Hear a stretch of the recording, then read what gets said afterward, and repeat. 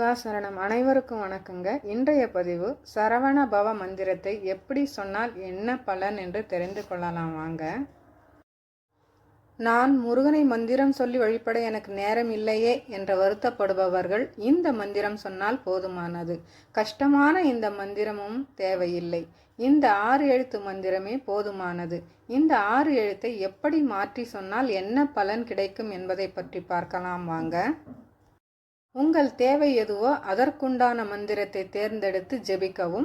மந்திர ஜெபம் வளர்ப்பிறை காலத்தில் விசாகம் நட்சத்திரம் அல்லது கார்த்திகை நட்சத்திரத்தில் அன்றோ செவ்வாய்க்கிழமை அன்றோ தொடங்கினால் சிறப்பாக இருக்கும். தினமும் குறைந்தது 27 முறை அல்லது 108 முறை எவ்வளவு வேண்டுமானாலும் ஜெபிக்கலாம். முதல் நாளும் மந்திர ஜெபம் முடிக்கும் நாளும் வெற்றிலை பாக்கு, தினை மாவு, பழங்கள் வைத்து வழிபடவும். மற்ற நாட்களில் உங்களால் இயன்றதை படைக்கலாம். ஓம் குகாய நமக. 1. சரவண பவா என தொடர்ந்து ஜபித்து வர சர்வ வசீகரம் உண்டாகும். 2.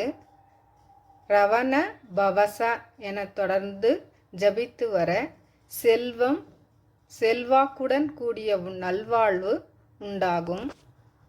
3. வனப வசர என தொடர்ந்து ஜபித்து வர பகை, பிணி, நோய்கள் தீரும். 4. நபவ சரவ என தொடர்ந்து ஜபித்து வர எதிர்ப்புகள், எதிரிகளால் வரும் துன்பங்கள் நீங்கும். 5.